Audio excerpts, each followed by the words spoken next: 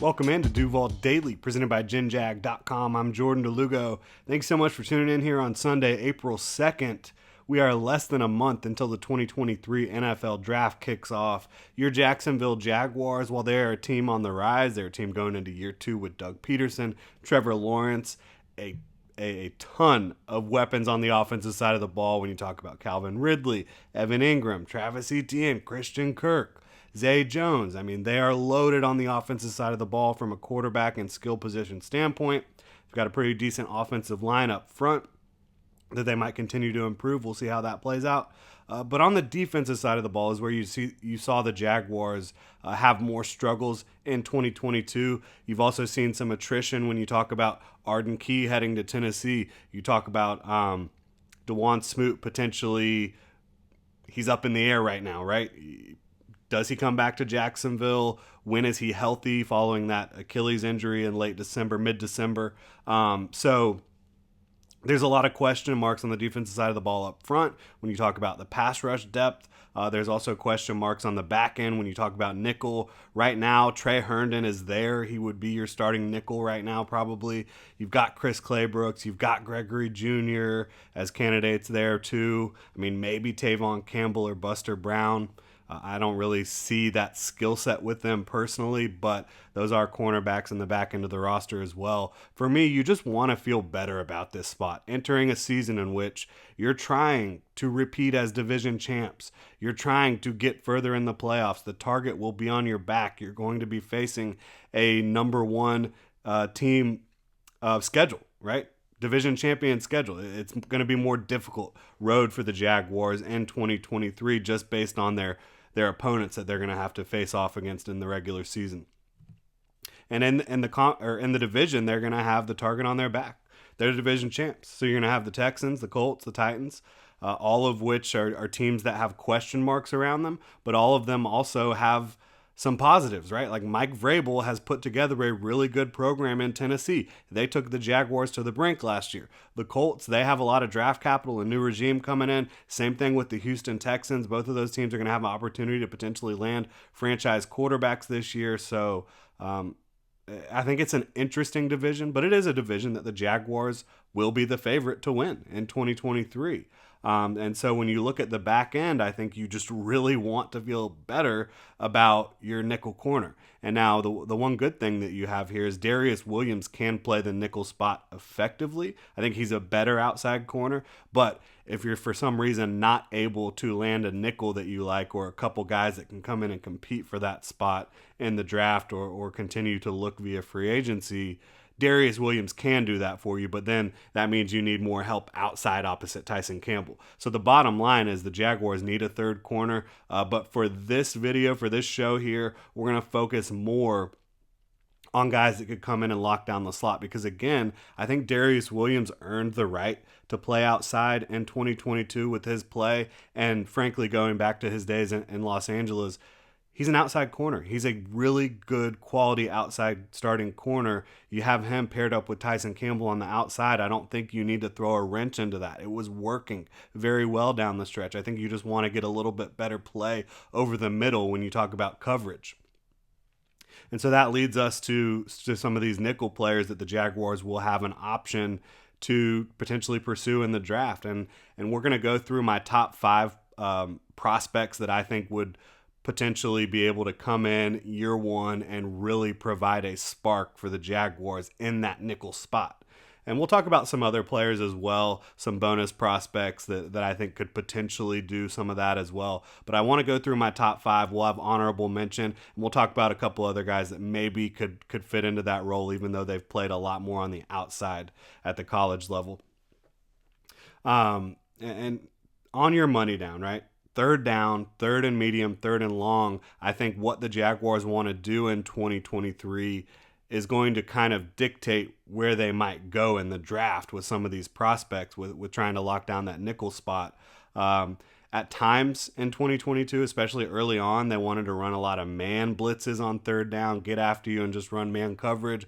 They kind of shifted to more fire zone blitzes. So what do they want to do? If they want to continue to be multiple, I think a lot of these guys are going to be able to be able to be successful in zone coverages or man coverages. Certainly the top 5 prospects we're going to talk about at nickel, I think can be versatile pieces that can play both man and zone for you. So yeah, we'll see how that plays out. I think personally with their current group, zone makes more sense. I think Tyson Campbell is more comfortable with his eyes on the quarterback. I think same thing with Darius Williams. But again, these top 5 prospects we're going to look at here at nickel, I think would be able to come in and be versatile for you. Whether you want to run man or zone on those big money downs, I think these guys will get the job done for you in most situations. And we'll kick it off with number 1, Brian Branch. He's a first-round prospect. He's top 10 for me overall in this class. We've already talked about him a lot because the Jaguars have shown some interest in him. But he has instincts and intelligence that just pop off the tape.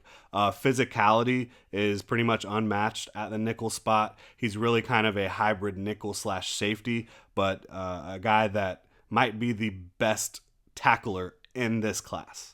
When it comes to the physical aspects of playing the nickel position, Brian Branch is going to do everything you want and more. He is an elite tackler, not just at nickel, regardless of position on the defensive side of the ball. Brian Branch might be the very best tackler in this class. And he showed really good explosiveness on tape and in his testing, had a really good broad jump, was able to improve his vertical jump at his pro day. I think got to 37.5 inches, which is very impressive. But from a run defense, a pursuit perspective, whether you're playing man or zone coverage, the instincts, the intelligence, the explosiveness, it's all there for Brian Branch. No, he does not have an elite 40 time, but when you look at his 10-yard split, you see a lot more of that explosiveness again. He has a good 10 split, pretty average 40 time at 4.58, but I wouldn't worry too much about that 40 when you're talking about Brian Branch. This is a guy that should go, in my opinion, in the top half of the first round. If he's able to fall to 24, or maybe the Jaguars get a little antsy and move up to secure Brian Branch, who again they did show a ton of interest in. They were working with him. Deshae Townsend was after his pro day. Individually, they were working with him, working him out, and seeing what he can do for them. So I think Brian Branch, if the Jaguars are able to land him, that's one of the home run picks of the first round for the Jaguars that they could make. Really interesting, though. I think as great as Brian Branch would be at 24, the next prospect we're going to talk about, if you landed him in the second or maybe even third round, I doubt it, but because for me, he's a borderline first to second round prospect here that we're going to talk about. But I think if you were able to land him in the second round, he might present even more value than Brian Branch. And that's Jartavius Quan Martin out of Illinois, a really, really good athlete at the position. His 10 split is elite, 96th percentile. Vertical jump, 98th percentile. Broad jump, 95th percentile. He's 5'11", 194. He has longer arms than Brian Branch. He has more explosiveness, more athleticism than Brian Branch. A 44-inch vert, a 4.46 40. Really, really impressive prospect. And I expected him to test well. I'll be honest, I did not expect him to test that well. But when you look at Jartavius Martin out of Illinois on tape, a really good athlete, but what popped to me more than his athleticism was his intelligence. Always in the right place at the right time, always able to recover, and that kind of does lend to his athleticism.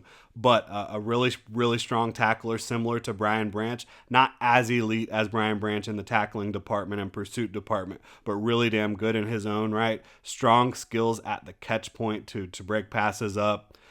He's also got free safety experience and nickel experience, so a guy that can do a lot for you on the back end, similar to Brian Branch. It's not just nickel that he can play for you. You can move him around and do some different things, and he's going to be quality coverage player. He's going to be quality in pursuit and against the run.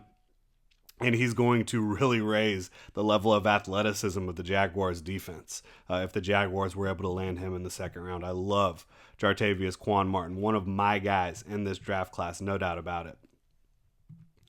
Next up, though, we've got Cam Smith, cornerback out of South Carolina, who throughout his career played pretty much exclusively on the outside until 2022, when he still played mostly on the outside in 2022, but he actually had 3 games, 3 out of their 12 games, whatever they played at South Carolina, and 13 games.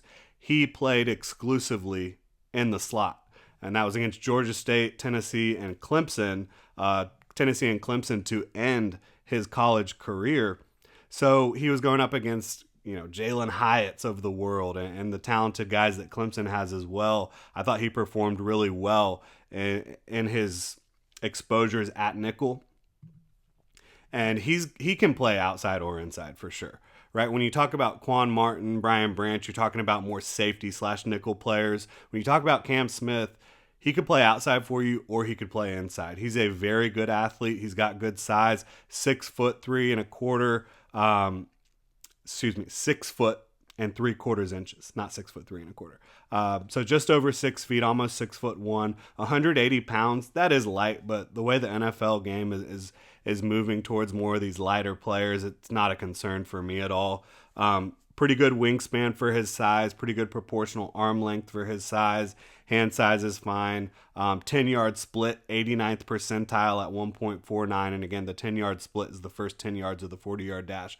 4.43 40-yard dash, very good. 38-inch vertical leap, very good. 134-inch broad jump, elite, 96th percentile. And when you pop on the tape with Cam Smith, he's physical, he's aggressive. He has the feet and the hip fluidity to keep up with pretty much anyone. I think you saw that pretty consistently from him throughout his years in South Carolina. And then you also see a guy that has really, really good ball skills. When teams test him often, he will make them pay.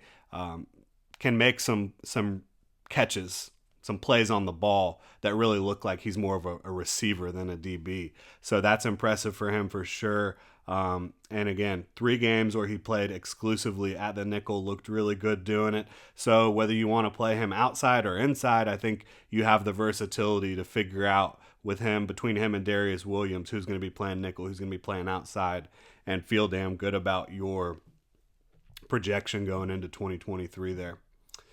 The next guy up for me is going to be Clark Phillips out of Utah, Devin Lloyd's former teammate. We've talked about him a little bit on the channel. This is if he was 2 inches taller, he would be a lock first rounder in this class type of guy. He is an absolute dog on the football field. You do not want to throw the ball his way. His technique and aggressiveness, pretty much second to none in this class. But he's 5'9", 184 pounds at 5'9". You feel good about it. Like, he's got some mass, some density on him. But the arm length under 30 inches, that pretty much, for a lot of teams, when you look at the thresholds for arm length, they want you to have 30-inch plus arms if you're going to be able to play outside. Do I think he can play outside? Absolutely. I mean, Darius Williams plays outside. I think Clark Phillips can play outside as well. But he does have some experience playing slot. I think he could come in and be a really, really strong slot option for you. And his 10-yard split, really impressive at 1.51 seconds. That's 74th percentile. The 40-yard dash, not as great at 4.51. The vertical, not impressive. 20-yard shuttle, not impressive. But he does have strength. He plays with physicality. He plays with really good sound technique. And he just seems to know how offenses, how receivers and quarterbacks are trying to attack him before they do it. And it allows him to make a ton of plays on the football. I think he had 6 interceptions this past season. He's just not a guy you want to test. And you throw him in the nickel, make him your third corner, I think you're going to love the results you get. And I think that's another second-round prospect. When you talk about Brian Branch, you're going to have to land him in the first round probably. Now, you have seen some mocks lately where he's falling into the second round. So maybe if he fell to the second round, Jaguars trade back. That could happen. They could also trade up to pursue his services. Cam Smith, I think, is going to be similar range to Brian Branch. Probably, I have him as a first-round prospect, but there's a chance maybe he falls to the early second round. We talk about Quan Martin. I think he will be a second-rounder. Clark Phillips, I think, absolutely should be a second rounder. Maybe will fall to the third because he's not an elite athlete and he doesn't have the size and length you're looking for. But again, if he was a couple inches taller, you're talking about a lock first rounder, in my opinion, with the way he plays the game. And our fifth guy here that I think would just be an awesome target for the Jaguars at nickel, DJ Turner. He has not played a ton of nickel.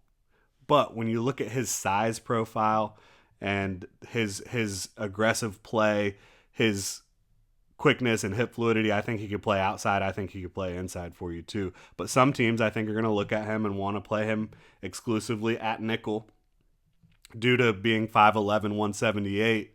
I don't view it that way. And he does have 30 and 3/4 inch arms, so that passes thresholds for a lot of teams when you talk about the arm length. I think he'll be able to play inside or outside, and he's just super fun, super aggressive, plays bigger than he is in a lot of ways. But the best thing about this kid, and there's a lot of great things about his prospect profile, but that 4.26 40, he has makeup speed for days, and he knows he has it, which allows him to play the game more aggressively. I think you see that a lot from Tyson Campbell as well. He knows he has makeup speed.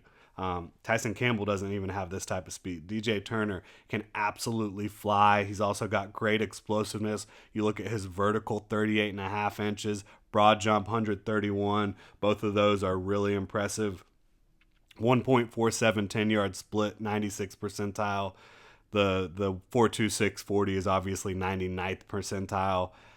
DJ Turner, I know he doesn't have a ton of experience inside, but the way he plays the game, the intelligence that he has on the football field and aggressiveness he has on the football field, combined with the explosiveness and speed, I think he would absolutely be able to come in and play nickel for you. And kind of like Cam Smith, he could also be a guy that you potentially just say, we're going to figure it out with him and Darius Williams. Maybe Darius plays inside. Maybe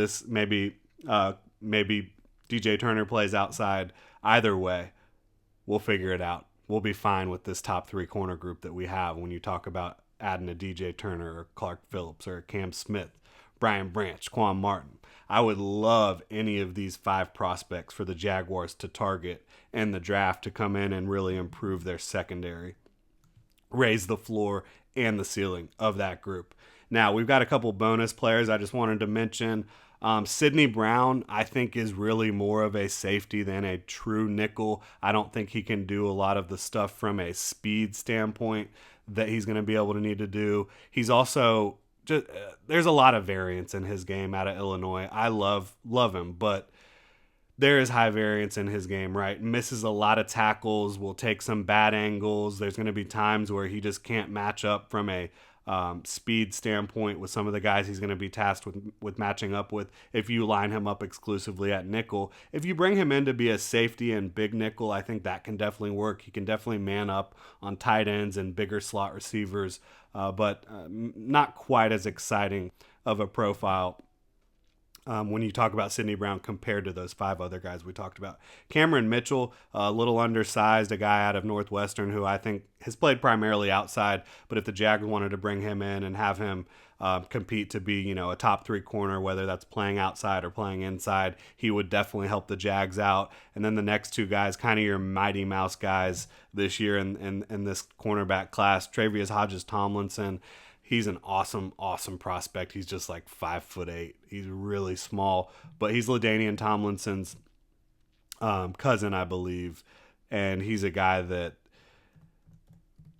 despite his size, he is an unbelievable athlete. He is an absolute dog out on the football field. Whoever drafts him, they're going to be really happy that they did. And like I mentioned, the athleticism, it jumps off the tape. 93rd percentile broad jump, 83rd percentile vertical jump, 82nd percentile 10-yard split. Like, this is a really good athlete. He's just undersized, 5'8", 178 pounds, right? Not going to have the length a lot of teams are looking for. Not going to have the size a lot of teams are looking for. And then Keitrell Clark, this guy just plays the game like more aggressively than pretty much anyone I have watched play, especially at his size. He just does not care. He's 5'10", 181 pounds. So not as short as Travius Hodges-Tomlinson, but the arm length, again, is going to be under what you're looking for a lot of guys. 89th percentile 10-yard split, 78th percentile vert. Not a great athlete when it comes to explosiveness, but an absolute alpha out there on the field. If you get him to come in and play nickel for you, I think you're going to be excited about the results you get from him. And when you talk about Keitrell Clark, you talk about Travius Hodges-Tomlinson, these guys, because of their size deficiencies, are going to be available later on than some of the other prospects we've talked about. And there's other guys that are out there that haven't really played a lot of nickel, and they kind of look more like outside corners with their size profiles, but I think they have the skill set to be able to play inside or outside. One of those guys is Terrell Smith out of Minnesota, who has met with the Jaguars formally. You've also got Deonte Banks, who the Jaguars could target in the first round. Tyreek Stevenson, who the Jaguars could probably target in the second round. I think all of these guys with their feet and their hip fluidity could potentially play nickel for you, even though they kind of profile more as outside corners. So ton of options for the Jaguars to improve their nickel spot, to improve their cornerback room as a whole. I'm really excited about the potential that some of these prospects have. Can't wait to see what direction the Jaguars do go when it comes to improving their nickel. They could also potentially bring in a free agent to try to help man that spot as well, maybe compete with one of their rookies that they bring in. We'll see how it all plays out, but the Jags have plenty of options when it comes to improving the back end of that defense, being able to get off the field on third down a little bit better. Thank you so much for tuning in here, Duval. Hit me up on Twitter at Jordan DeLugo. You can also follow Generation Jaguar at Generation Jag. Please hit that like and subscribe button on YouTube. Drop a comment in the comment section below. If you're listening on your podcast platform of choice, you can go ahead and subscribe and review if you enjoy the content. Really appreciate y'all, Duval. Hope you have a great rest of your weekend.